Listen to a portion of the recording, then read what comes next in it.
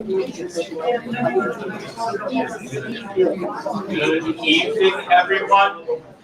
Before we get started this evening, I am going to turn the microphone over quickly to Ms. Darlene Wellner, who will be making an announcement. I'll let her speak for herself. Okay, Tim. Well, to be honest with you, this is a little bit about Tim here. I really want to thank him and the library for all that they have done to put this program on. I remember years ago when Marilyn and I, Sontag, and I came to them and talked about it, and they were immediately interested. That was a different management at that time, but it has been such a nice working relationship between the League of Women Voters and the library and the Unitarians, Pax Christi, and the various other parts of the library. And I just think the world of Tim, what he's done, the way he handles this stuff, and also the library. I think this is such a credible institution. And the programming and the staff and the facility itself, and it's wonderful. So I just wanted to say that because he always gives credit to everybody else. But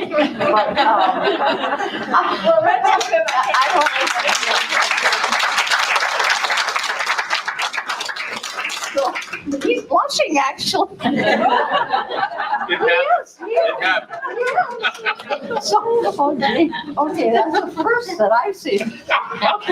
Okay, so, and I just think that you are such a great audience. Yes. You keep coming back all the time.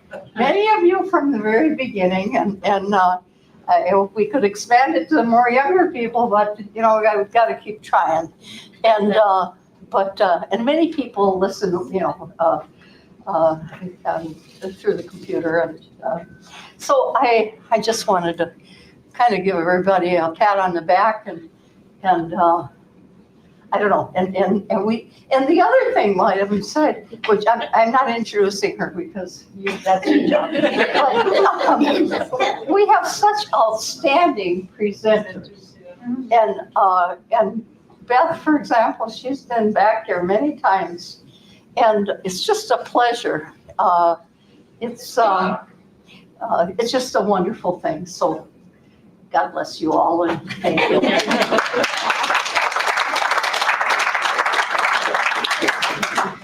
Well, as Darlene mentioned, I'm going to get back to the business of thanking other people. So before we get started, as always, we would be remiss if we didn't thank our sponsors. So I wanted to thank the League of Women Voters of Manitowoc County, the Friends of Manitowoc Public Library, the Manitowoc Public Library Foundation, the Manitowoc Public Library, the Lakeshore Unitarian Universalist Fellowship, and Lakeshore Pax Christi. So if we could get a big round of applause for our sponsors. Just a couple more announcements before I turn the microphone over to the person that you came to see give the lecture in the first place. But since you are all here tonight, I only can assume that you're interested in international relationships. Now, you may have grandchildren, or you may know people with grandchildren, or you just might know some younger people in high school that would be interested. But I wanted to bring up, and this isn't affiliated with the library at all, other than we're handing out these pamphlets. It is, since Japan has opened its borders to tourism again, the Manitowoc International Relations Association and the City of Manitowoc are sponsoring the student exchange trip to Kamigawa once again starting this year. So it's an incredible experience. If you know anyone that's interested in participating in this program, there are these pamphlets here, brochures at the library, at City Hall, and at the tourism office. So if you know anyone that's involved, pick one of these that might be interested, pick one of these up on the way out, or direct people to any of those 3 locations. I just wanted to bring this up because the Kamagawa Sister City Exchange Program is a fantastic thing. And what a better way to get a grasp on how big and complicated the world is than to go all the way to the other side of the world. So if you know anyone, please let them know. Slightly going off script, if you're interested in not just international relations, but an adult cooking class, registration opens this Thursday for a class that we're calling The War on Condiments. And it is with Chef Andrew Dunbar. He's going to be walking everyone through how to get rid of the flavor covers, as he calls them, that are store-bought condiments, and to make your own ketchup, your own mustard, your own mayonnaise, your own relish. And so he's going to be covering that, and there will be no annoying under 18-year-olds there. Sorry, everyone online who's watching and is under 18. But this is strictly for people 18 and over. So those are all my announcements. At this point, I would like to introduce Professor Beth K. Daugherty. She is the Major Professor of International Relations and Professor of Political Science at Beloit College. She received her MA and PhD in Foreign Affairs from the University of Virginia. Since joining the Beloit faculty in 1996, she has taught a broad range of international politics courses, including U.S. foreign policy in the Middle East, coincidence that she's here tonight, foreign policy in the Middle East, the politics of mass killing, human rights, and nationalism and ethnic conflict. She has received both campus and national awards for innovative teaching. Her main research interests are transitional justice, focusing on the cases of Iraq, Sierra Leone, and Bosnia, human rights, and Iraqi politics. So, without further ado, I now bring Professor Beth Daugherty up to the podium for what I'm sure is going to be a fantastic lecture. Professor Daugherty.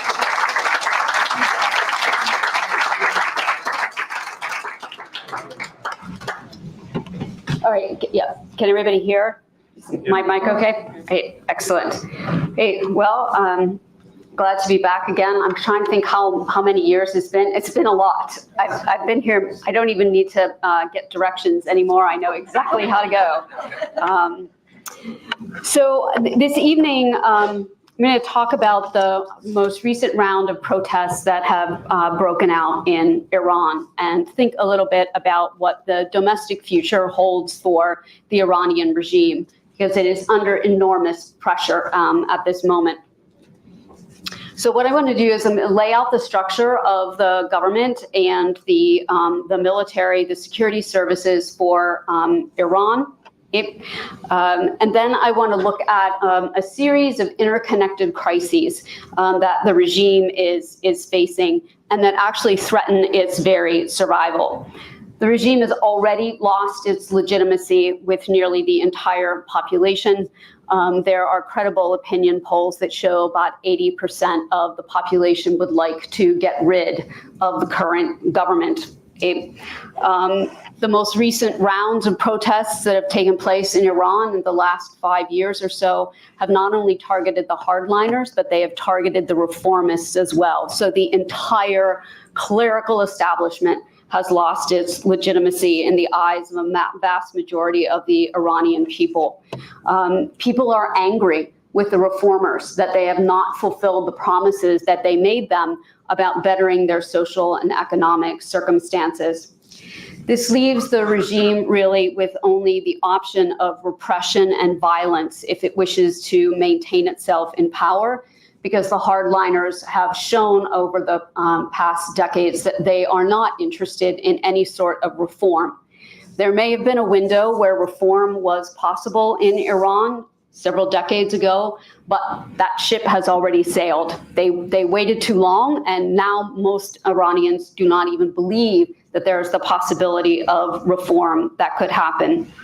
In many ways, this is reminiscent of the way the Islamic Republic came to be in the first place, because during the protests in 1978 and 1979 against the Shah of Iran, there was a very clear moment in time where the movement shifted from a willingness to talk about reforms and making it a constitutional monarchy to death to the Shah. We've crossed that line with the Islamic Republic. So the 4 areas of grievance that I want to look at, or 4 areas of crises, involve Iran's demography, the political grievances, socioeconomic grievances, and then ecological and environmental grievances. Then I'm going to look at the last several years worth of protests and try to explain what started each protest, how these protests are different from one another. Most of you are probably familiar with the Islamic Republic. It's a theocratic government. It has at its very top the supreme leader, Ayatollah Khamenei, who has been in power since 1989. And the supreme leader is just that, supreme. He is literally in charge of everything. As you can see from this flow chart. He's the commander-in-chief in the military. He controls the judiciary. He nominates half of the individuals who serve on the Guardian Council. The Guardian Council can interpret the Constitution and can overturn any legislation that is passed by the Majlis. The Guardian Council is also responsible for vetting candidates for elections. So it's critically important that the Supreme Leader can take half of the seats on that for his own loyalists. He appoints the preachers to mosques for Friday prayers and the directors of the TV and radio networks in Iran. In short, nothing happens in Iran without the permission of the Supreme Leader. There's a Lebanese comic who has an entire catalog of what he calls 3 dictator jokes. And the one about Iran says, 3 Iranians walk into a bar. They're waiting for the Supreme Leader to issue the punchline. Khamenei is actually quite elderly at this point and not in good health. So the assumption is that there may be a transition on the horizon in the next several years. The current president, Ibrahim Raisi, was elected in the most recent election. He actually had run in 2017 and he lost to Rouhani, who was a reformist candidate. Raisi is the hardliner of the hardliners. He's known as the hanging judge because he was one of the 4 judges that was responsible for handing down thousands of death sentences against dissidents in the 1990s. So he is a definite hardliner. Many believe that he may be in line to take over when Khamenei dies, although there's also talk that Khamenei wants his son to be able to succeed him in the role as supreme leader. There has been a back and forth in Iranian presidential politics where you have a cycle of reformists being elected who are then replaced by right-wing populists, who then are replaced by reformists. So Mohammad Khatami was a reformer, Ahmadinejad was a conservative, Rouhani was a reformist, and now we have Raisi who has come in. The most recent elections, however, saw the lowest turnout since 1979 in both the Majlis, which is the parliament, the parliamentary elections, and in the presidential races, which is a sign of the immense dissatisfaction that people have with the political system. I would note that in this most recent presidential election, the 2021, the Guardian Council, as is its wont, disqualified nearly all of the candidates that were permitted to run. including Ahmadinejad, right, and the outgoing vice president and a former speaker of the Majlis. So, I mean, it's not like they're just eliminating, random people who want to run. They eliminate major political figures so that whoever it is they want to see, the elected president can win that election. So Iran's regime is held up by its security services. It has a bifurcated structure where you have the regular military, and then you have the revolutionary portions of the security services. And that's the Iranian Revolutionary Guard Corps, the IRGC, the Basij, which is a volunteer paramilitary force, which is connected to the ICRG. The police force, and underneath of that is the so-called Guardians Patrol, or the morality police, that have been responsible for arresting women whose clothing does not sufficiently cover their hair and other parts of their bodies. The regular army is smaller than the Revolutionary Guard Corps. It gets substantially less funding than the Revolutionary Guard Corps. Its equipment is more outdated than what the Revolutionary Guard Corps has. The Revolutionary Guard Corps has its own naval and air units. It has its own intelligence, counterintelligence, and security services arms. So you literally have like two parallel structures in terms of the security services. But the main issue here is that the Iranian Revolutionary Guard Corps was established. I mean, its purpose is to protect the revolutionary regime, to protect the Islamic Republic. So it has a manifestly political role, right? The regular army is there to help defend Iran if somebody attacks it from the outside. Iranian Revolutionary Guard Corps can take care of any kinds of attacks that are coming from the inside. The Guard has long had a very close relationship with the supreme leader, Khamenei, and it is deeply entrenched in the Iranian economy. It has substantial ownership in the telecommunications, construction, oil and gas portions of the economy. In kind of an unintended consequence, U.S. sanctions have actually strengthened the Iranian Revolutionary Guard Corps because they are in charge of the smuggling networks to get around all of the sanctions. So they control that entire illicit economy, which is a massive economy. Someone noted that under the maximum pressure strategy of the Trump administration, of the 14 privately owned construction companies in Iran, 13 of them went bankrupt in that time period because of the additional pressure that was being placed on Iran, which meant the Iranian Revolutionary Guard Corps' construction arm got all of the state contracts, right? So they are deeply entrenched in the economy, which gives that an added dimension to their determination to ensure that the revolutionary structure stays. They're part of the elite, and they benefit from these structures. Also want to mention the Basij, which is it's this volunteer paramilitary force. There are an estimated about 1 million members of the Basij.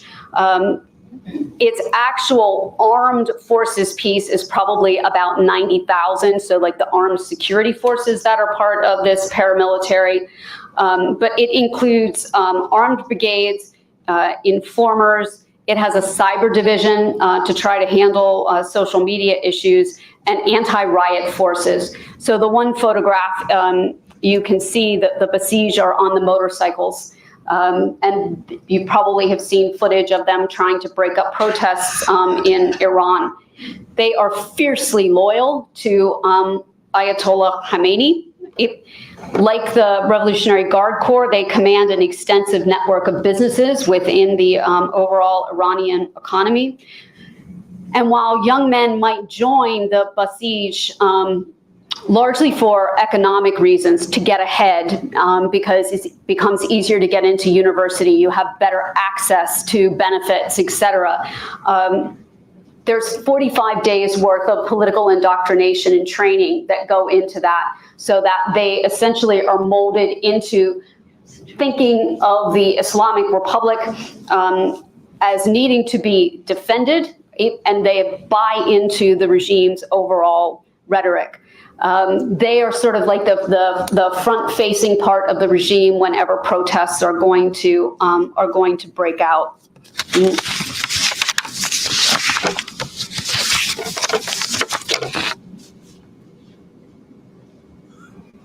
Okay, so what I want to turn my attention to now actually is the crisis of legitimacy that the regime is facing.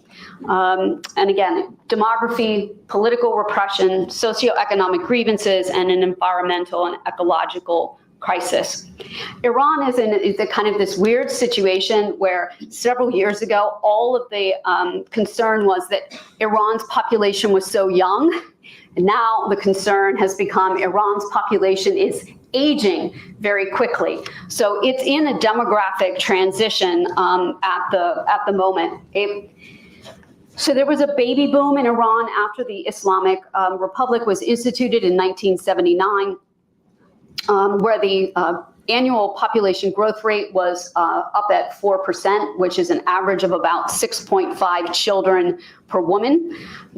And so in the mid-1980s, the regime instituted a very progressive and very effective population planning strategy to try to rein back population growth.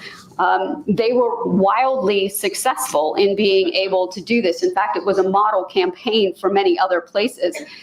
They were able to drop the fertility rate from, again, about 6.5 children per woman in 1986 to under 2.5 children in 2010. Right now, it is at 1.7 children per woman. The replacement rate for a population is 2.1. So this means that Iran's population is going to start shrinking. They've also noted that it will be the oldest country in the Middle East by 2050, when the percentage of the population that is over 60 years of age in Iran will be over 30% of the population, with all of the kinds of issues that raises about elder care, about health issues, etc. So since 2012, the regime has been trying to reverse its population control policies and convince women, again, to have many children so that it can solve this demographic crisis, to no avail. It has not worked.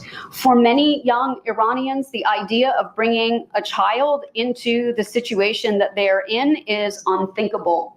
And for others, it's simply economically just not possible for them to be able to marry and have children. So at the moment, the demographic issue is still on the young side for Iran in terms of the threat to the ruling regime. In 2019, almost 50% of the population was under the age of 30. Anybody who's under the age of roughly 45 was born after the revolution. This is a generation that has known nothing but the Islamic Republic. This is a generation that does not remember Ayatollah Khamenei, the founder of the Islamic Republic. They only know Khamenei. And this population, they want jobs. They want more freedom. They want more political freedom. They don't want people to tell them how to dress in public. And driving the most recent round of protests in Iran, that the 2022 to 2023 protests, has been Gen Z. So 95% of the protesters, the Iranian government has estimated, are under the age of 25. So it is young people that are leading the charge against the regime. And again, the fact that they're too young to remember anything that came before this means that there's no kind of residual legitimacy for what this regime accomplished by getting rid of the Shah. That doesn't have any political currency anymore. So the regime has to be very concerned about the fact that it has a very young population right now, and it is chafing under political repression, and it has significant socioeconomic grievances with the regime. So I'd say the second main issue that we're facing in Iran is political repression, and that is on top of just sort of the theocratic, authoritarian nature of the system centered on the supreme leader. There is endemic corruption. There is a widespread sense that the government is incompetent when it comes to many issues with respect to the economy. You're probably well aware that Iran has a dreadful human rights record and very little respect for civil and political liberties, right? It's characterized by severe restrictions on media, heavy censorship, hardliners who control the state broadcasting company. Satellite dishes are banned, although there's a thriving satellite dish network within Iran. There's a frequent use of force to suppress any kind of protests. And here I don't just mean water cannons and tear gas, but live ammunition, and sometimes by snipers that is being used against crowds. Labor unions are banned. Human rights activists and organizations are harassed, jailed, tortured, often arrested and held without any kind of trial or charge. And when they do go in front of the politicized courts, they often end up with extremely long sentences. So the judiciary in Iran is used as a political tool to try to silence the opposition. They're very vague laws that they can charge people under. There are show trials when they are trying to make a point as what they'll do with human rights activists. Restrictions are dreadful: overcrowding, torture, ill treatment, lack of medical care for those individuals. Iran is second only to China in terms of the number of executions it carries out every year. So every year, there literally are hundreds of prisoners who are executed. Iran executes people by hanging, and on occasion they publicly display the bodies as a message to the population. The minority regions, which geographically are really kind of like around the periphery of Iran, these areas face underdevelopment and oftentimes discrimination related to their languages. And women, of course, do not have anything approaching equal rights in Iran. They need their husband's or father's permission to do just about anything, including leaving the country. A woman's testimony is only worth half of that of a man in court. Women have virtually no rights in terms of divorce or child custody. In the event that there is a divorce, the children will go with or will go to the father. And there is an increasing sense amongst Iranian women that what they are facing is gender apartheid, right? They are tired of the separation between men and women. They are tired of being told to cover their hair, to cover their bodies, etc. So the political repression is a second major crisis that the regime is facing. A third is socioeconomic grievances.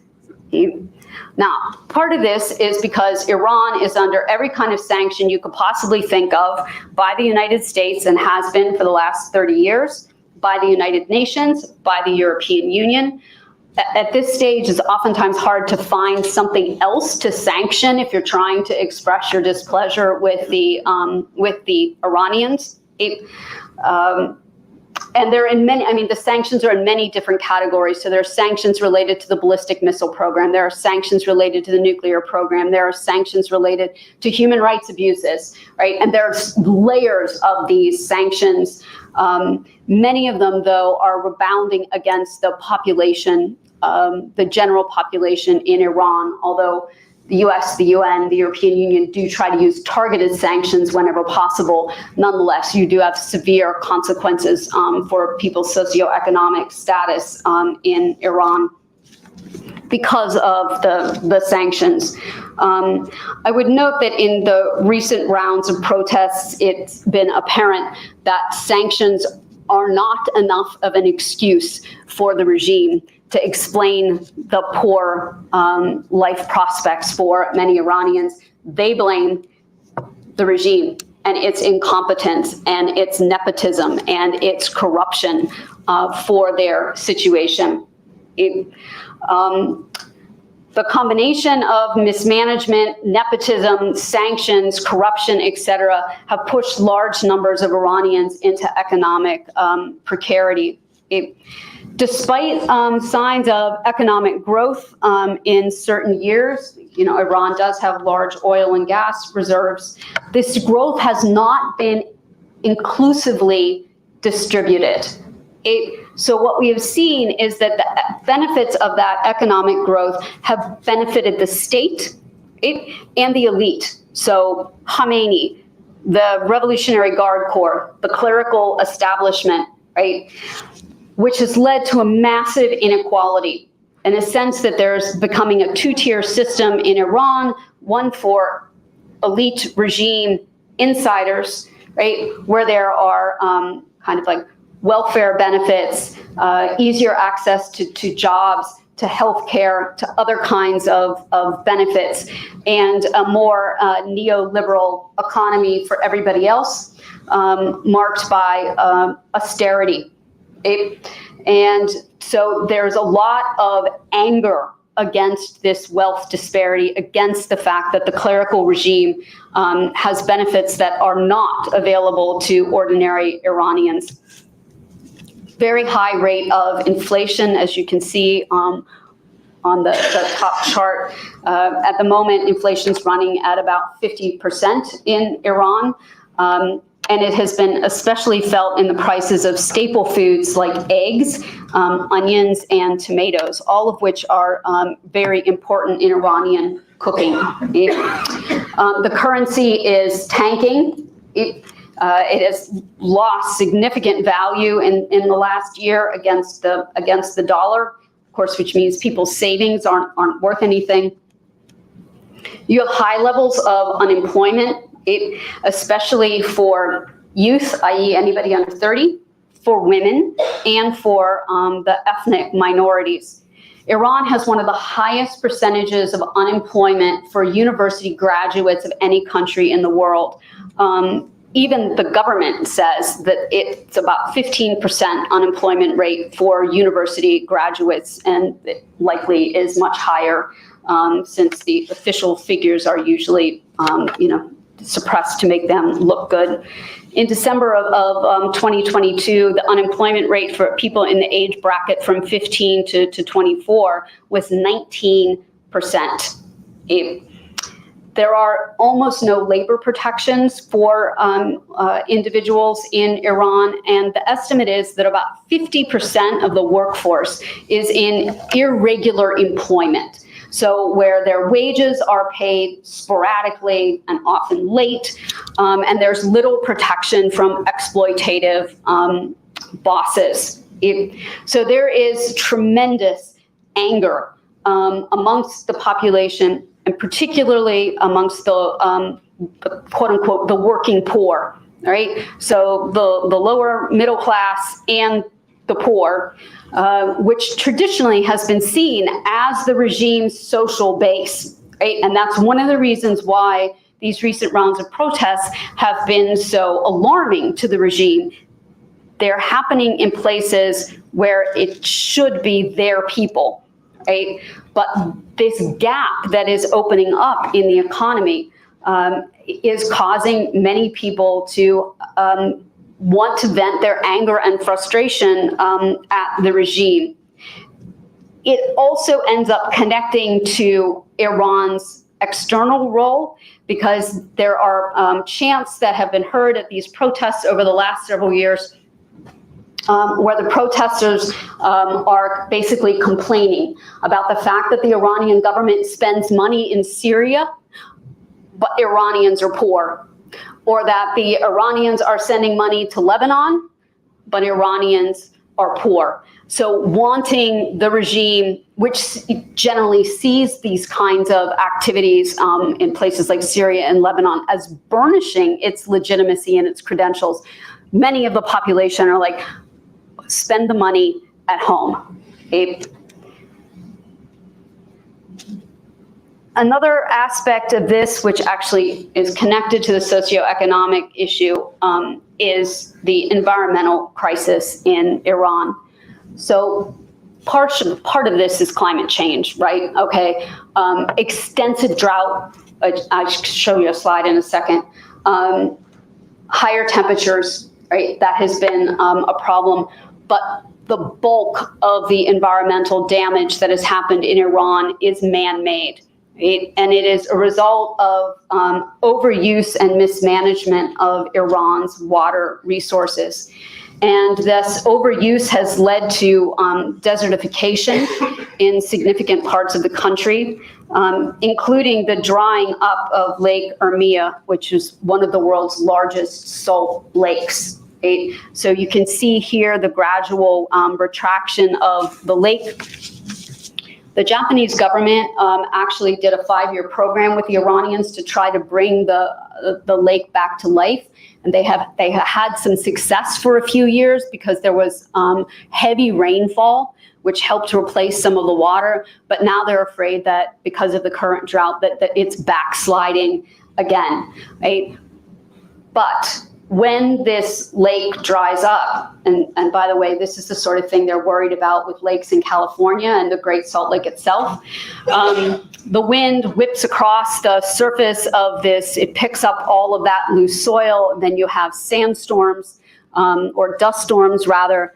There have been protests in the areas where this is common for the last number of years. You have all kinds of health problems then that come with that kind of frequent, particulates that are in the air. There are other places in Iran, like Tehran, where the air pollution is not because of things like desertification, but because there are too many cars on the roads there. But air pollution is another significant factor.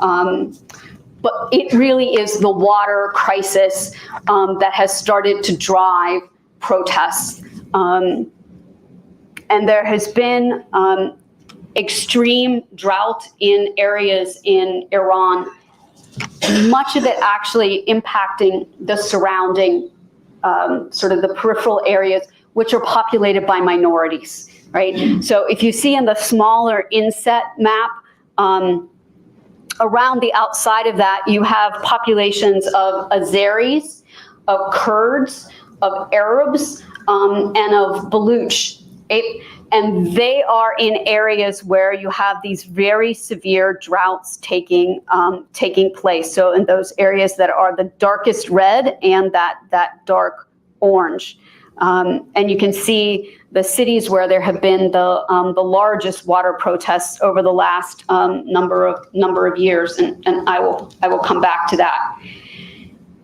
There is enough concern about this, even in the regime in Iran, because the worry is that in the next 20 years, as many as 50 million Iranians may need to migrate from their homes because of drought. They'll no longer be able to engage in small-scale agriculture. The temperatures may be too high for people to continue to inhabit there. So, I mean, there is a serious ecological crisis brewing in Iran, and not much sign that the regime has been able to do a whole lot about this.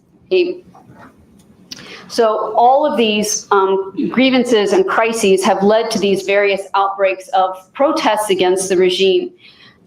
You may remember the 2009 Green Movement, which at the time was the largest protest that had broken out in Iran since the Islamic Republic was founded. The Green Movement was suppressed by the regime, but since late 2017, we have seen wave after wave after wave of protests, including this most recent wave that began in September of 2022, following the death of a 22-year-old Kurdish woman, Mahsa Amina, while she was in the custody of the morality police. They said she was showing too much hair and she was wearing skinny jeans, right? So she was arrested and 3 days later she died. and her family allege that it was because of the beating that she received after her arrest by the morality police.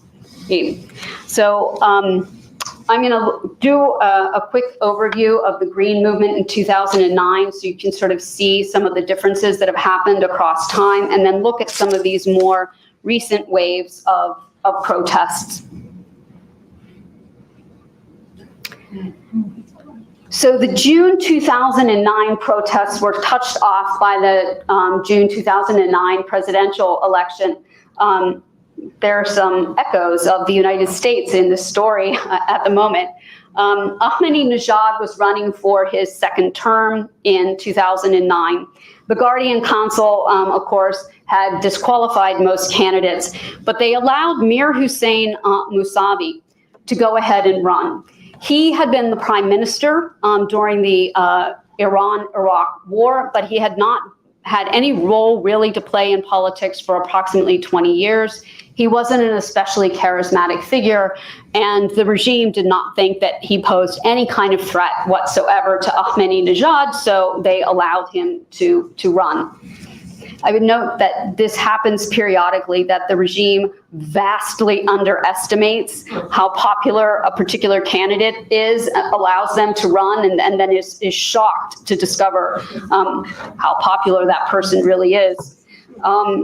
So in the opinion polls leading up to the actual votes, it appeared that Mousavi had the lead. But when the results were announced only 2 hours after the polls had closed, right, Ahmadinejad had won with nearly 63% of the vote, and Mousavi had only won 34%. There were clearly irregularities because even in their hometowns, the other candidates lost to Ahmadinejad, right? And particularly for Mousavi, that was clearly not the case. So Mousavi immediately says, there's been fraud in this election. I won by a large margin. I want Ayatollah Khamenei to step in, right? Call on him to intervene and fix this rigged election. This precipitated massive demonstrations in Tehran around the slogan of, "Where is my vote?" Okay?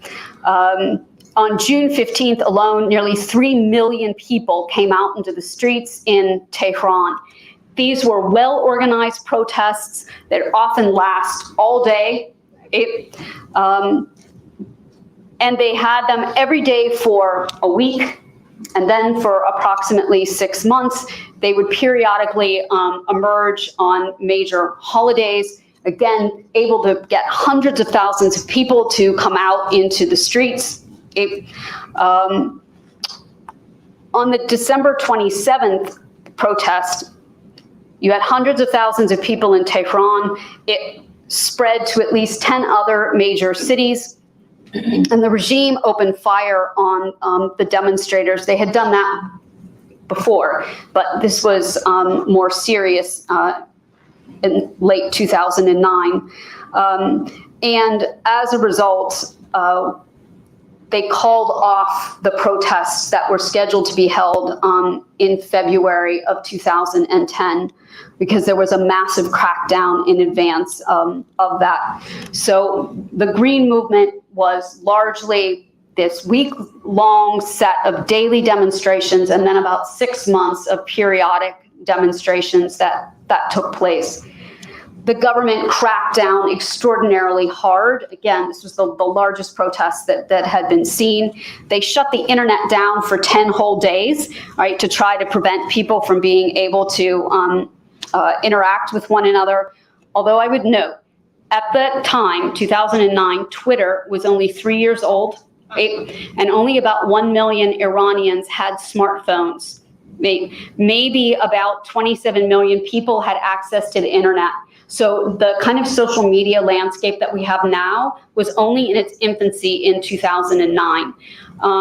The regime, by the way, does take away the lesson that it's a bad idea to completely shut down the entire internet in the whole country because that had major economic repercussions. In later efforts, it's a little bit more selective in how it does that. But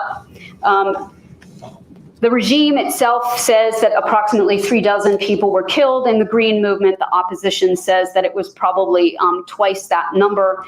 You had thousands of people that were detained, and the top leaders and activists that were associated with the regime were arrested and put on trial in these kind of show trials. And Mousavi, the presidential candidate, another one of the presidential candidates, and their wife were arrested in early 2011 and placed under house arrest, which is where they remain now in 2023.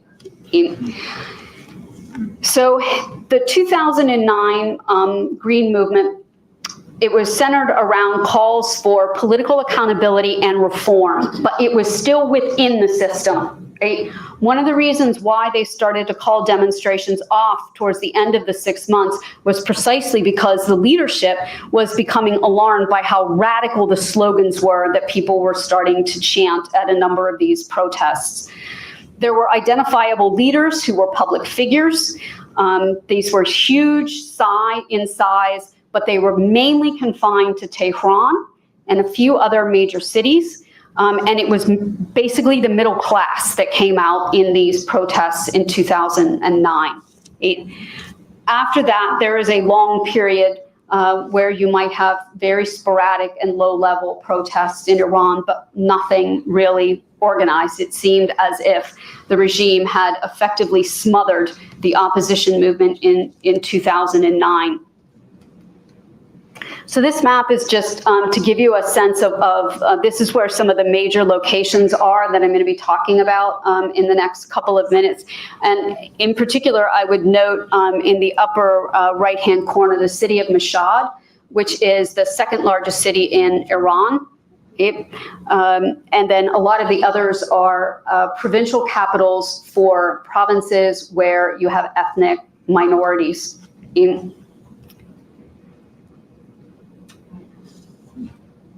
So starting in early 2016 and carrying through to the end of 2017, you had an estimated 1,700 protests that broke out in Iran. They were largely, as you can see from this, carried out by workers, right?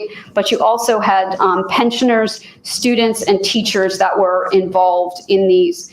They were generally small scale. I bring this up because in the aftermath of Tahrir Square and the overthrow of Hosni Mubarak, when people said, well, how did this happen? And they looked back, what they saw was there had been years of protests, about 4,000 smaller scale protests, mainly led by labor in Egypt before you had this big groundswell. And so this is suggestive that something is actually changing about the environment, the political environment in Iran. But in 1 week, in late December of 2017, the price of eggs went up 50%. And this was following a year in which prices had risen by 50%. Many people were using eggs as a substitute for the proteins that they couldn't afford to buy. And so to have the price of eggs go like that caused an immediate uproar. And the protests actually start in Mashhad, in the second largest city. This is alarming to the regime because that should have been more of a regime stronghold. This ends up becoming a nationwide series of protests. About 70 cities and provincial towns were involved. The rapid diffusion of the protests in late 2017, early 2018 was made possible by the social media app Telegram, right, which is how the demonstrations were organized. The slogans that people were chanting were much more radical at this stage than things were in 2009. So the slogans now are targeting the entire regime, including the reformists, not just the hardliners, and targeting the Revolutionary Guard Corps by name. They were calling for economic justice, right? And they were linking Iran's regional politics to its domestic shortcomings. Again, you know, stop paying attention to Syria and start paying attention to us. The social base of this set of protests was the lower socioeconomic classes, right? Again, conventionally conceived of as the regime's social base. The youth, the lower middle classes, students and pensioners were the main groups that were involved in this round of protests.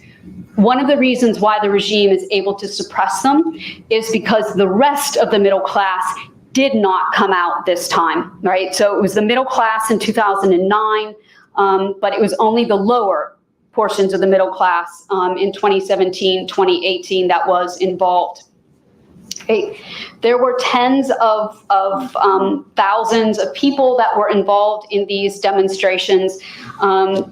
Some of them were smaller, maybe 100 people at a time, up to about 1,000 people at a time. So, I mean, there's a stark contrast between the Green movement and these protests, except that you had a broader social base in 2017, 2018, and it was more widespread.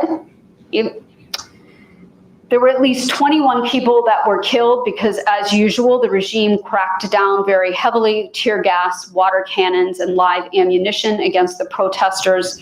About 50,000 or 5,000 individuals were arrested. The government banned Telegram to make sure that you couldn't use that anymore to organize your protests. And they actually had sent the Revolutionary Guard Corps to some of these protest locations to try to help put them down. There's a lot of people think the reason why the rest of the middle class didn't come out during these protests was because they were concerned about additional destabilization of the country. They were worried about the kinds of reprisals because of how heavily the regime was cracking down. And the regime was fear-mongering. It was telling people that these were protests being fomented from the outside. That's its standard trope about protests, right? But that this was going to be Syria. If the protests continued, Iran would become Syria. And so the thought is that people in the middle class in Tehran, for example, may have thought that they didn't want to risk that. And so the regime was able to bring these protests to an end after approximately 2 weeks. At the same time that was taking place, Vida Movahid became the first woman known to publicly have removed her headscarf in Tehran. So there was a campaign that was going on social media, hashtag White Wednesdays, that had been going on for several years, where people would take pictures of themselves without their hijab on and then post them to this site that was run outside of Iran by an Iranian women's rights activist who was in exile. But this was the first time it's believed that somebody had demonstrated in this way. She eventually, of course, will be arrested and she'll be given a 1-year prison sentence. But it starts a trend. More women begin to do this, right?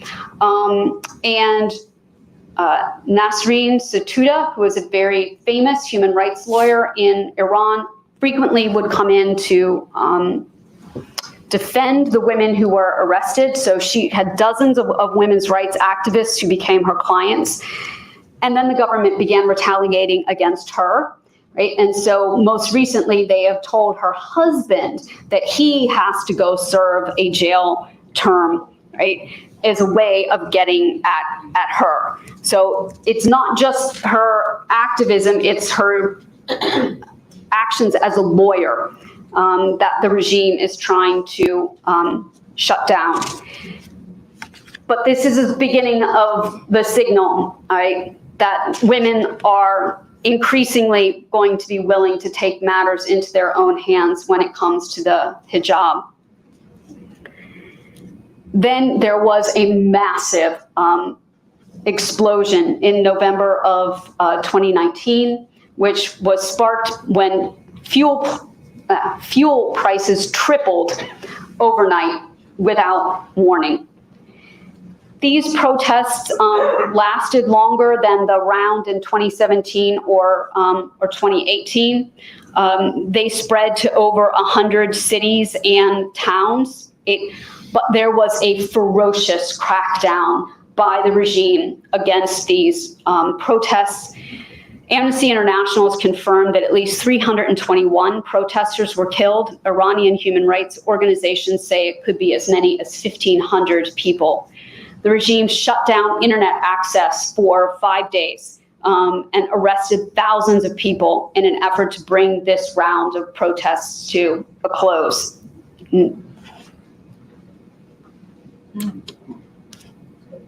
In the summer of 2021, you began to have water protests in Khuzestan province, which is a predominantly Arab province. There had been water protests going on in Khuzestan for many years, but the July 2021 protests are important in the sense that for the very first time, there were rallies in other Iranian cities in support of the people that were protesting in Khuzestan, right? So in Tehran and other places.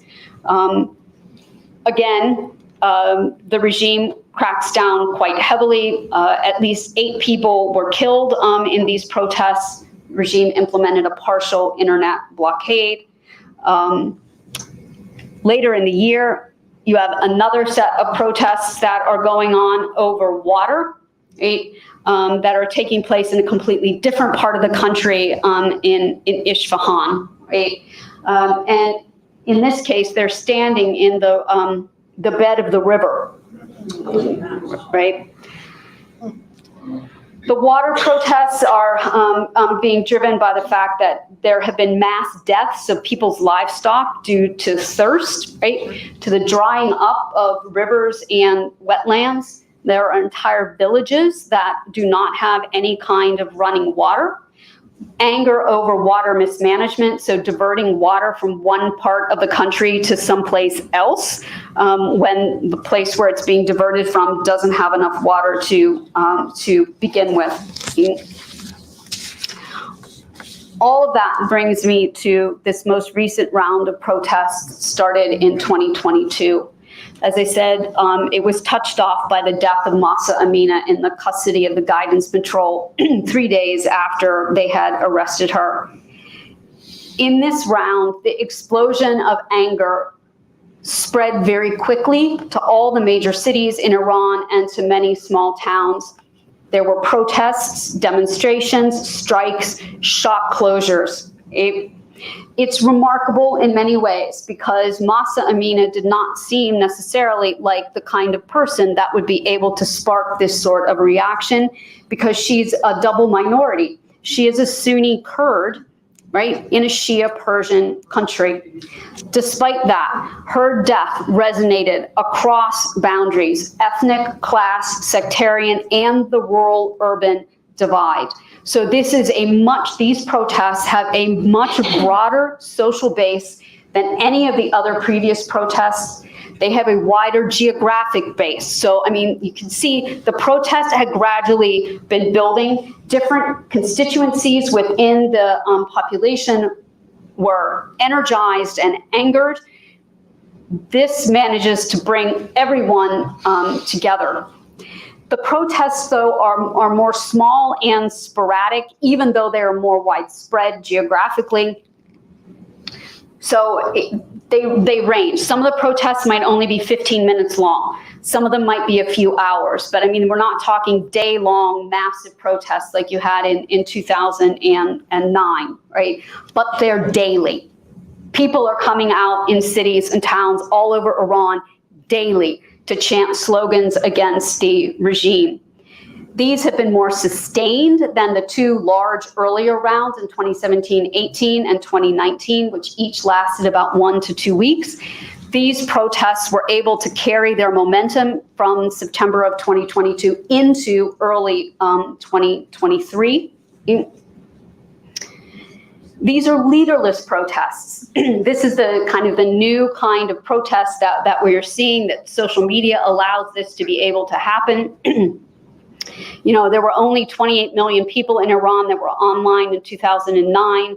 in 2022, it's nearly the entire population. So about 72 million out of roughly 80 or 85 million have access to the internet, have cell phones, etc. And so they're largely being organized by social media and among friends. It is much harder for the government to crack down on leaderless protests because there's no one person that you can grab that is going to bring this to an end. It requires that you are going to have to arrest large numbers of people. The other two aspects of these protests that are really striking, it's the under 25 demographic, right? That 95% of the protesters that have been coming out in the last several months are young people. And the second thing is that the protests were sparked by and are being led by women. So women may have been involved in earlier protests, but they never played a big role. They are front and center in this current wave. That's why the slogan for these protesters, you can see it on the sign below, which is women, freedom, life. Those are the three main demands of the protesters. There has been unity among men and women at the protesters so that the women are angered about gender apartheid and the men are in despair about the terrible socioeconomic situation and sympathize with the women over their treatment by the morality police. The slogans have been extremely radical. Just to give you an example, they are chanting, forget about Syria, think about our condition. Right? The nation is begging, but the supreme leader acts like God. The Revolutionary Guard Corps are traitors. Reza Shah, may your spirit live on. So Reza Shah is the father of the Shah, right? This is not a pro-monarchy slogan. This is because Reza Shah was well known for having cracked down on the clerics when he was in power. He's stripping them of their power in Iran. So that is a message to the clerical regime. Mullahs must get lost. And then death to the dictator, death to Khomeini, no more Islamic Republic, independent, freedom, Iranian Republic. So people have been charting the protest slogans as they are being chanted, and because of social media, people within Iran can pick up on what people are saying at other places. Some of these protests have been amazing. Some of you may have seen the video because this did get a lot of play, but from early October, a group of young schoolgirls confronts a Revolutionary Guard official in the courtyard of their school, and they start throwing things at him. They are shouting at him. They start chanting shame, and they advance on him. And first he's like, and then he backs up. Right? And then this huge mass of young girls is moving forward, chanting shame, shame, shame, shame, and he flees the compound. Right? So these are extremely brave people that are going out to protest. Right? They know what the risks are if they are arrested.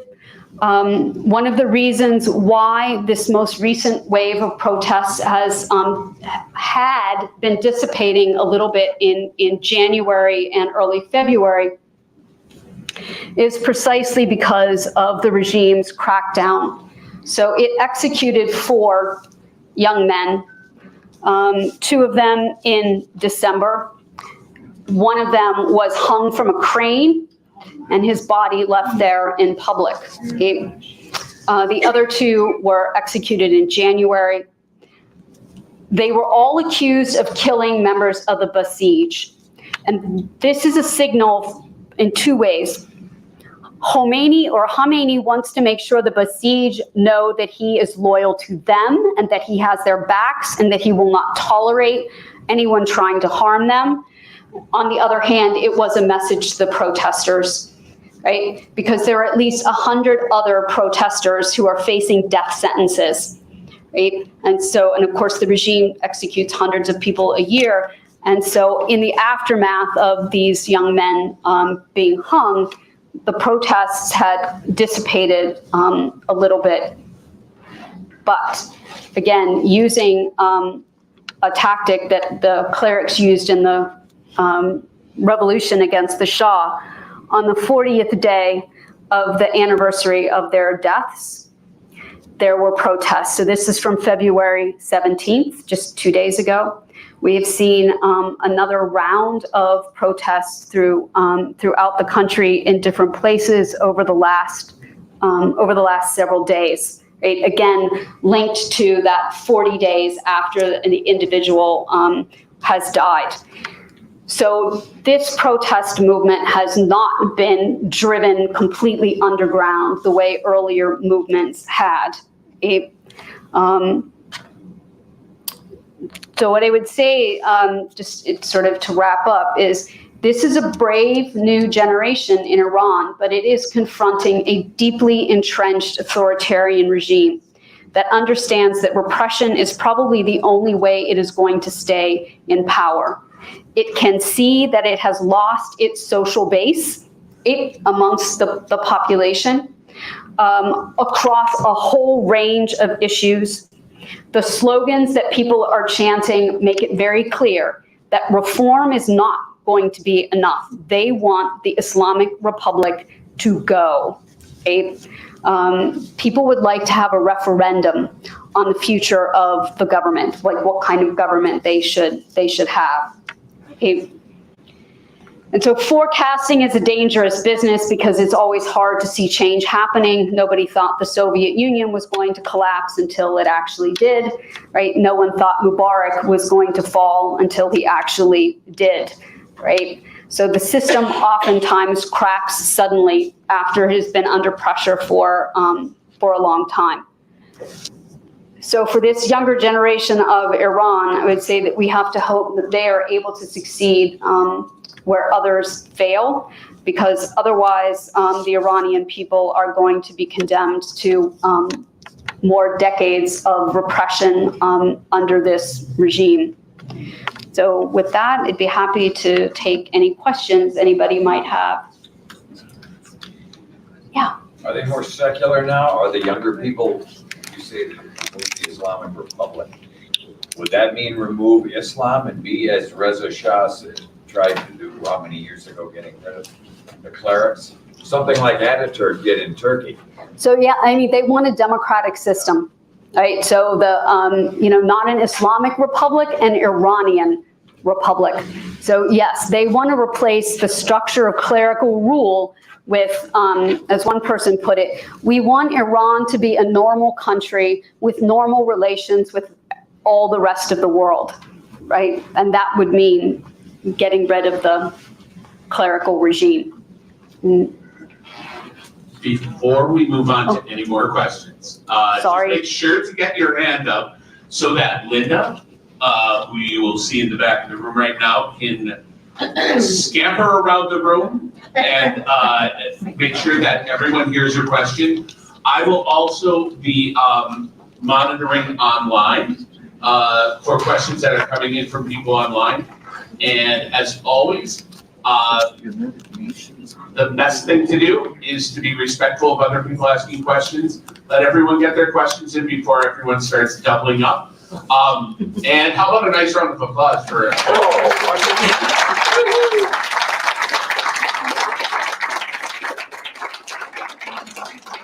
I'll have the microphone on. I do have a question online. Dina wanted to know, what can we do to show support for the Iranian people suffering under this regime? And what do we need to ask of our elected officials to help mitigate the suffering? So there are some of these social media campaigns that people can become involved in, like the hashtag White Wednesdays, etc. In the current round of protests, again, using social media to demonstrate your solidarity with the protesters. There have been lots of marches and demonstrations in capitals in the US and all over Europe in solidarity with the protesters. The question about what the US government should do is really complicated, right? Because on one hand, there are many reasons why there needs to be sanctions on the Iranian government. And sanctions are often the only tool we have to punish human rights abusers. On the other hand, the sanctions that are on Iran are boomeranging because of the fact that they have allowed the Revolutionary Guard Corps and the clerical regime to enrich itself by engaging in massive smuggling to get around the sanctions. And again, the hope is that you can target sanctions in such a way that you don't make ordinary people pay the costs of them, but that's clearly what is happening in Iran, right? And so do you try to lift some of them in order to help people in Iran? That might not work because, again, you have this unequal distribution of wealth as it is. The benefits of economic growth haven't been inclusive, as I said, so there's no guarantee that if sanctions were lifted, the benefits of economic growth would go to anybody except to the regime. The one thing that the U.S. government cannot do is show any sign of support for the protesters because, first of all, the regime is claiming that the protests are being spread by foreigners, and specifically the United States and Israel. In 2018, Iran cracked down very heavily on environmental activists. They arrested several dozen of the leading environmental activists in the country. And they put a number of them on trial, sentenced them to like 4 to 10 years in prison. But the charge was collaborating with the United States.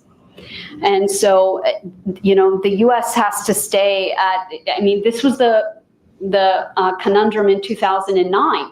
Right? Any sign that the United States supported the Green Movement might have delegitimated it within Iran. And so the U.S. is not really in a position to do anything that could meaningfully help the demonstrators. Right? I think it is reasonable to ask whether or not there aren't some layers of sanctions that might be able to be peeled away. But the Iranians, again, so the way they've put these protests down, the fact that they hung this young man in public, they've recently hung a dual citizen of Iran and Great Britain, even though the British, strongly asked them not to. The Iranians are selling weaponry to Russia. So there's the Ukraine angle to this.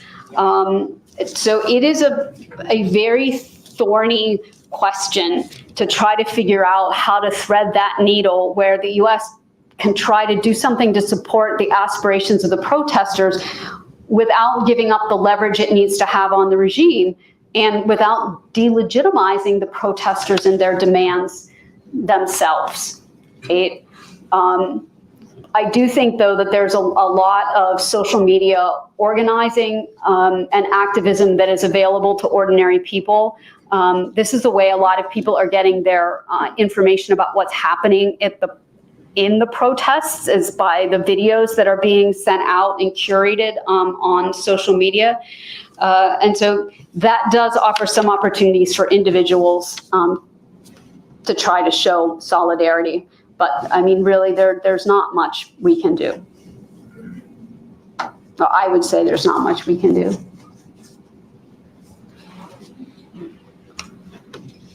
If this government fails, what would happen to the nuclear station? Is that on?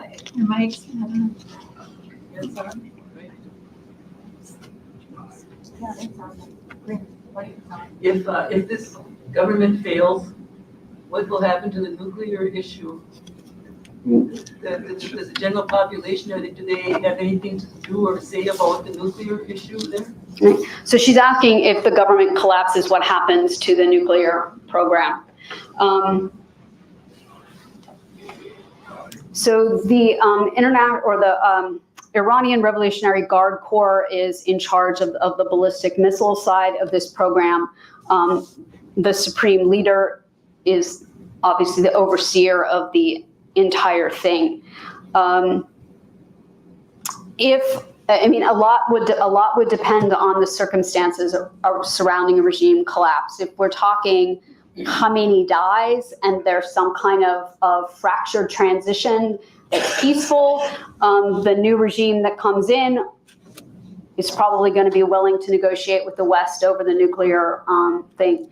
It is possible that when Khamenei dies, that the Revolutionary Guard Corps is able to make sure that the current president becomes the new supreme leader, and that just means the screws are going to get tightened.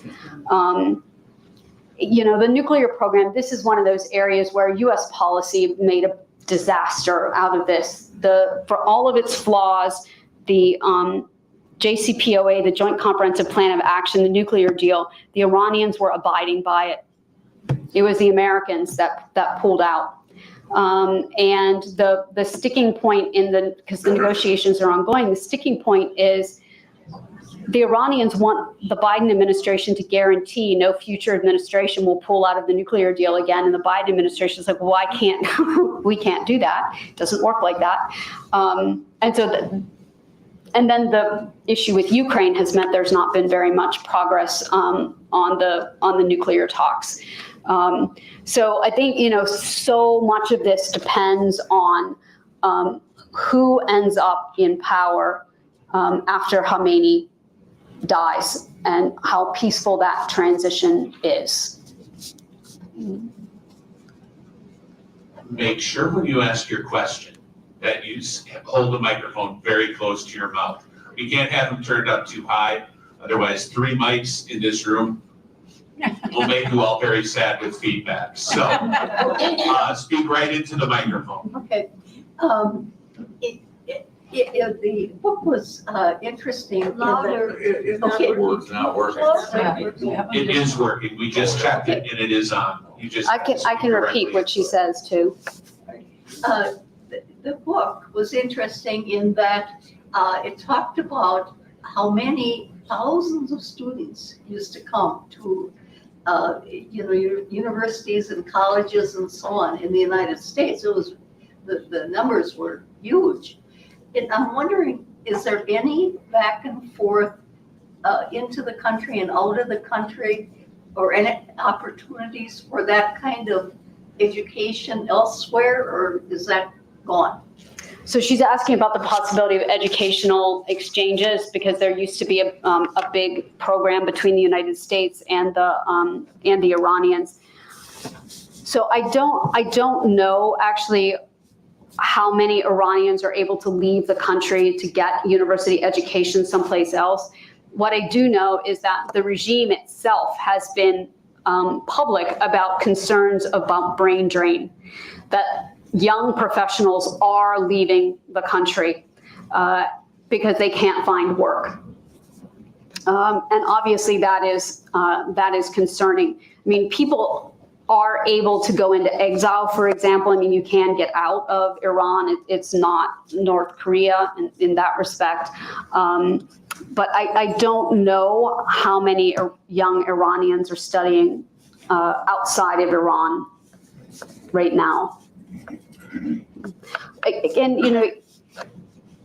many decades ago, that kind of educational exchange was important because then they could see what was happening in the outside world and they take that back.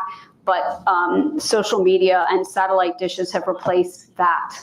Right? I mean, that's part of, for this younger generation, they can see what everybody else is doing. They want to know why they can't do that, right?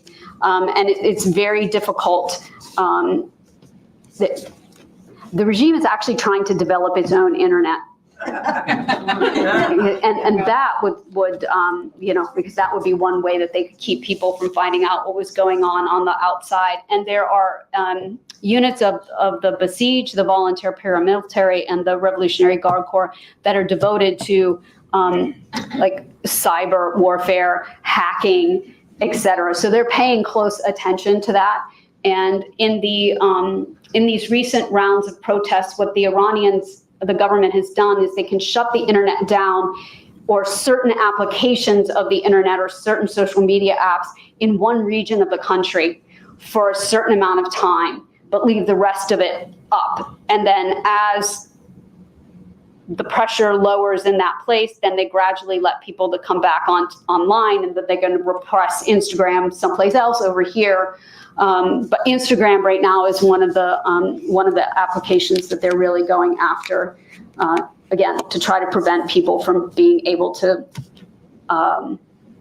let everybody else know what they're doing. Professor Daugherty, I have another question online. Barb was wondering, have you been to Iran? And if yes, what were your personal experiences and impressions? No, I have not been there. That was a very easily answered. Yes.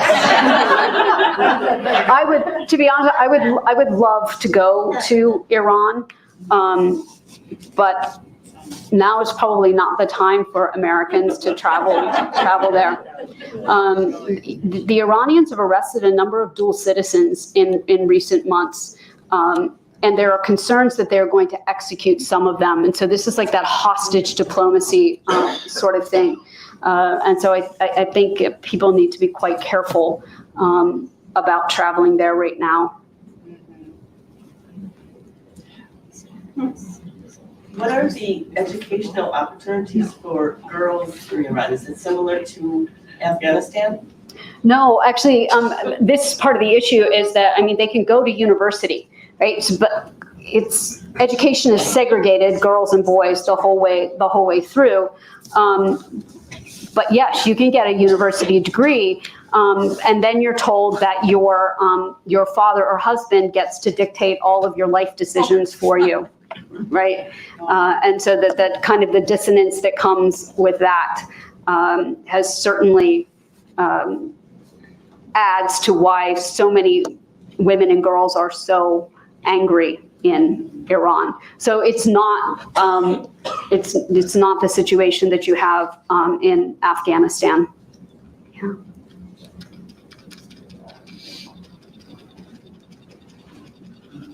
Some people in the U.S. government, but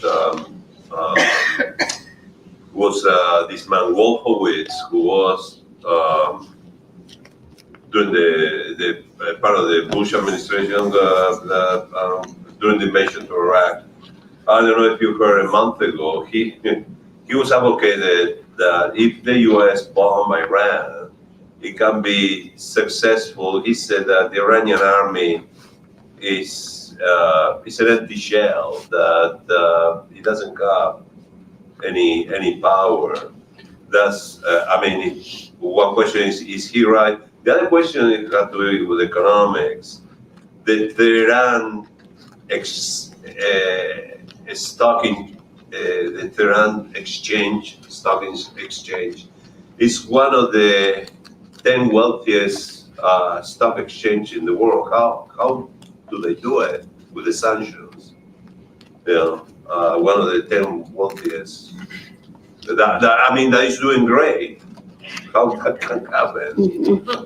So I don't think I can answer the second half of your question. I can't say I know anything about the stock exchange. As far as Wolfowitz goes, and the idea of bombing Iran, is he talking about taking out their nuclear facilities? Yeah, capacity can be done, and there's no way the Iranian military is facade.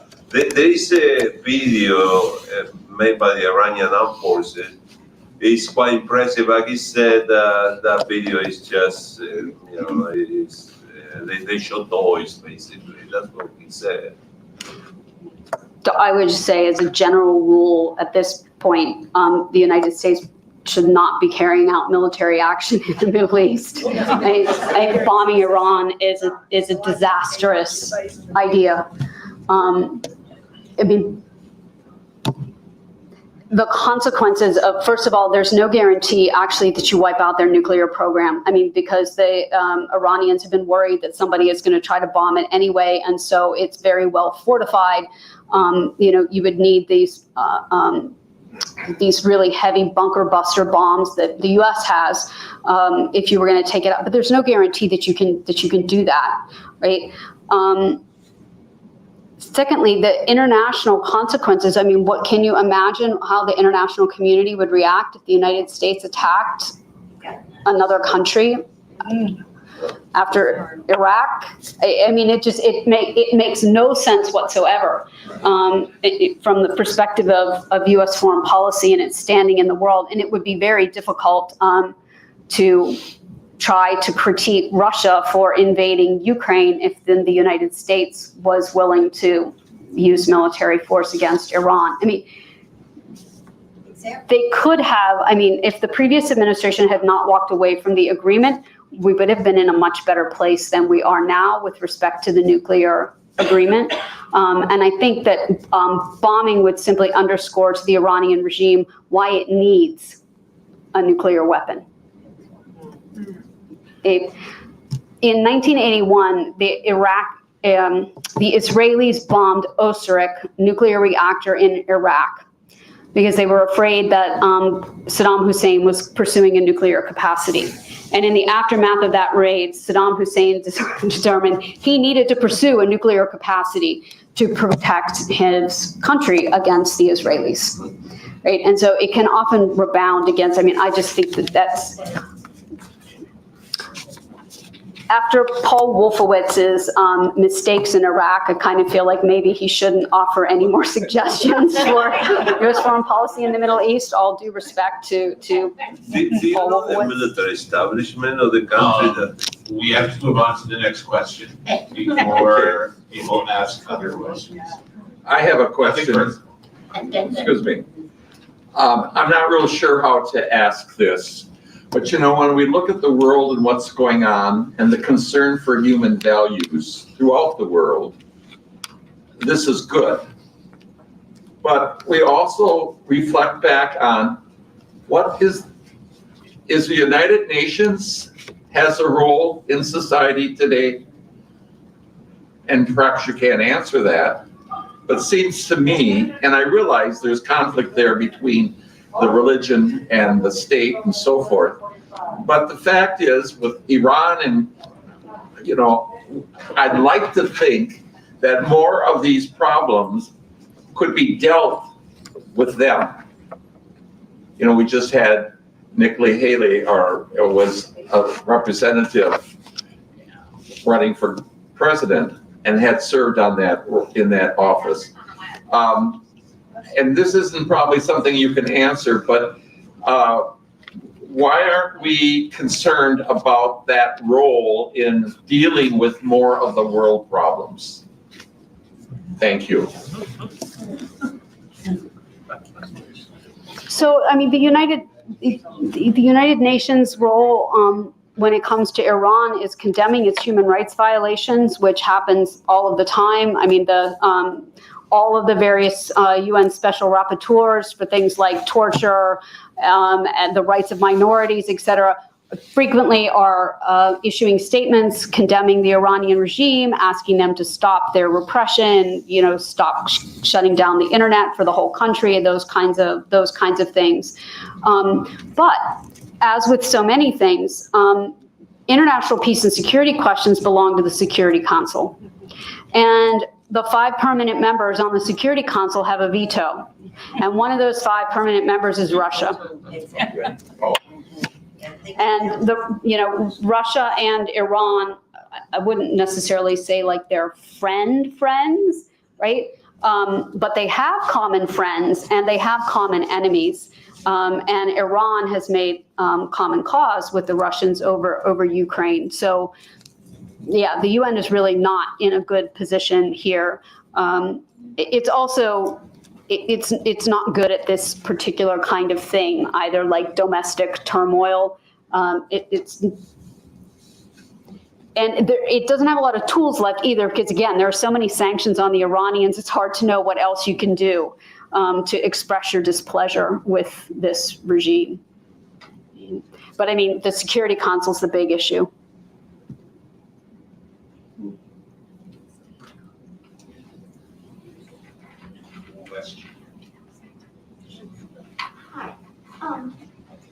Religion has actually, you've got to be there. Yeah, I We can't hear you. Okay, religion. What about religion here? Like, I cannot remember whether Iran is primarily Sunni or Shia, but I'm assuming that most of the population is something Islamic, and then there's going to be a Jewish religious minority. Have those divisions played a role in these various protests, or is that sort of to the side, that they just don't want a religious entity telling them what to do? So the majority of Iran is Shia, and it is a Shia clerical regime that has been in charge under the Islamic Republic. The leading Sunni cleric in Iran has been very critical openly of the way the regime has handled this most recent round of protests. But this round of protests after Mahsa Amini's death, it was Sunni and Shia that came out to protest.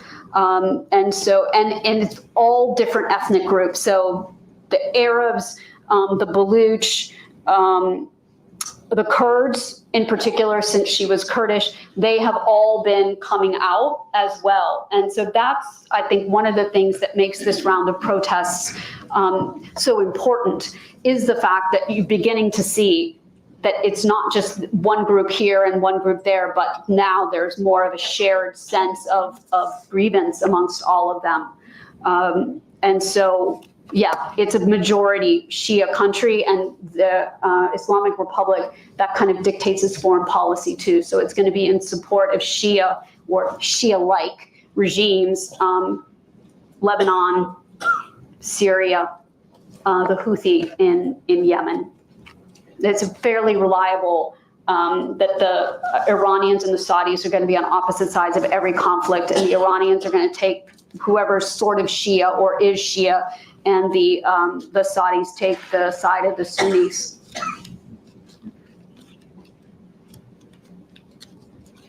I believe there's a question. Oh, yeah, I think there was. Raise your hand. Raise your hand. I didn't quite get why the 4 men were executed. Oh, okay. So she's asking about the executions.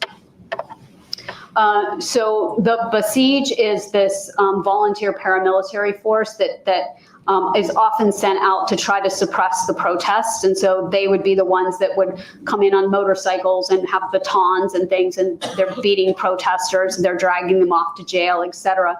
But there have been members of the security forces that have been killed by protesters. And so the 4 men that were executed were accused at trial of having participated in the murder of members of the Basij. And the regime wants to make it very clear to the Basij that it supports them. And so it is going to heavily punish anyone who harms members of that organization. That being said, I mean, these were sham trials. The one young man's confession was clearly beaten out of him. There's really no evidence for any of this, but they were made examples of. And the trial, I mean, 15 minutes for the trial. You get an Iranian-appointed defense attorney, a government-appointed defense attorney. Obviously, that's not going to help. But the point was more for the regime to underscore that it will protect the Basij and values them than the actual, these people really did do this.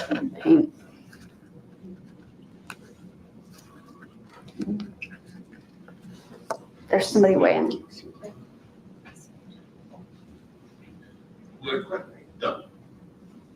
Who had a question? Oh, back here.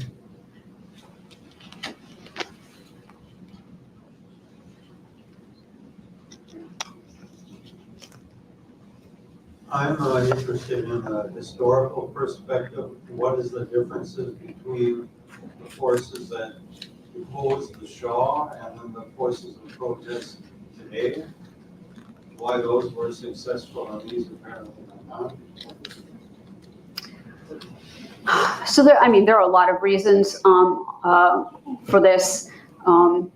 But one of the things I would say is that you had an identifiable leader. I mean, one of the big differences, you had an identifiable leader of the protests that brought down the Shah in the Ayatollah Khamenei, right? And at the time, when Khomeini was forced out of, I think he was in Iraq, and forced into exile in France, where he was then available for media to interview him, etc. But many people across the ideological spectrum thought that Khomeini was going to serve their purposes, right? And it is not until he actually returns to Iran that it makes clear that he has this clerical form of government in mind. But so everyone was able to support Khomeini as the alternative to the Shah, and the contrast in the character of those two men was enormous. Some of it was that the Shah was not willing to use the kind of force that this regime has been willing to use. He was worried that if he killed too many protesters, his son would never be able to come onto the throne. He was worried about whether or not he actually had the support of the United States. He thought he was getting mixed messages from Washington about how he should deal with the protesters, and he was. I mean, some in the Carter administration were saying crack down, and others were telling him to reform. And so a lot of it has to do with that sort of the personality clash between the Shah and Khomeini, right? But I think in a similar way, you had very broad-based support for both of those movements. The Shah was largely brought down because of large-scale protests in Tehran. This movement is more widespread, I think, across the country.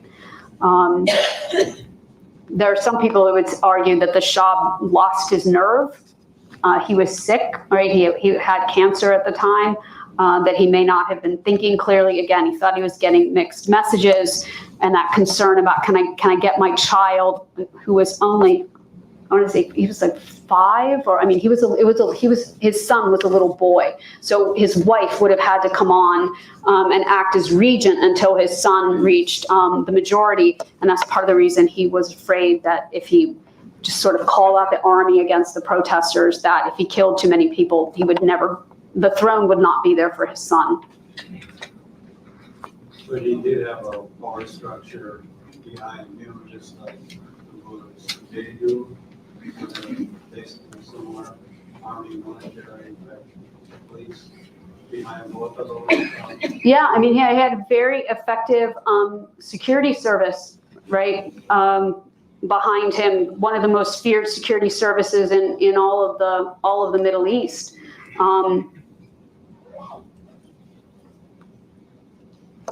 But again, he was not willing to use all the tools at his disposal to keep himself in power.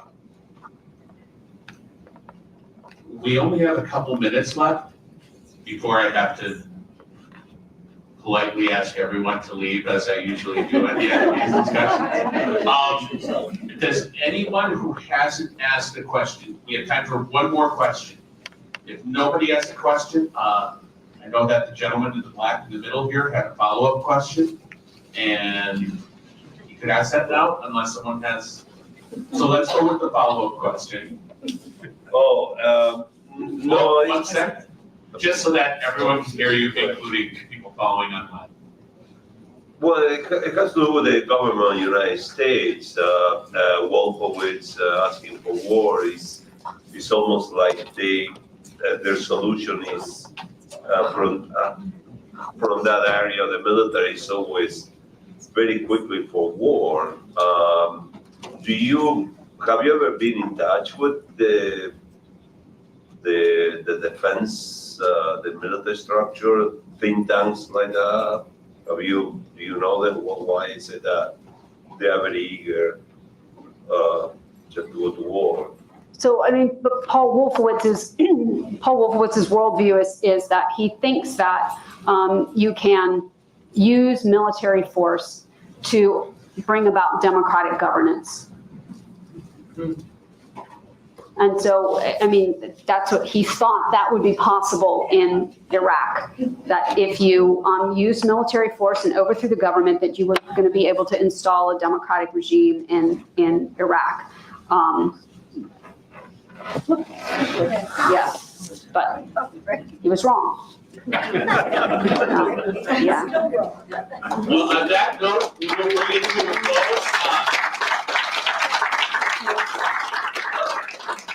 Thank you everyone for coming out tonight. Thank you for a wonderful lecture.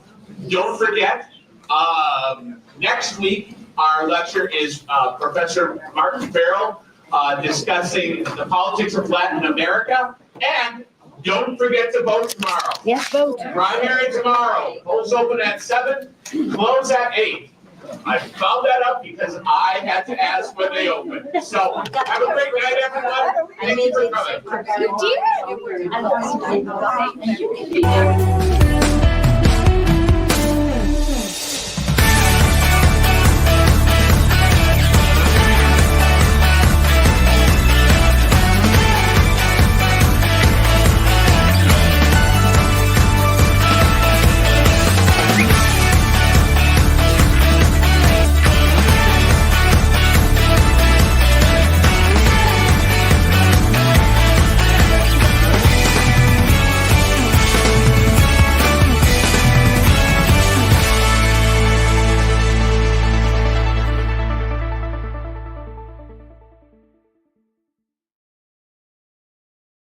You were excellent. You've got so much knowledge, and I can't believe you can stand in front of these people, practice talk in front of people. Your shirt's so beautiful. Oh, thank you.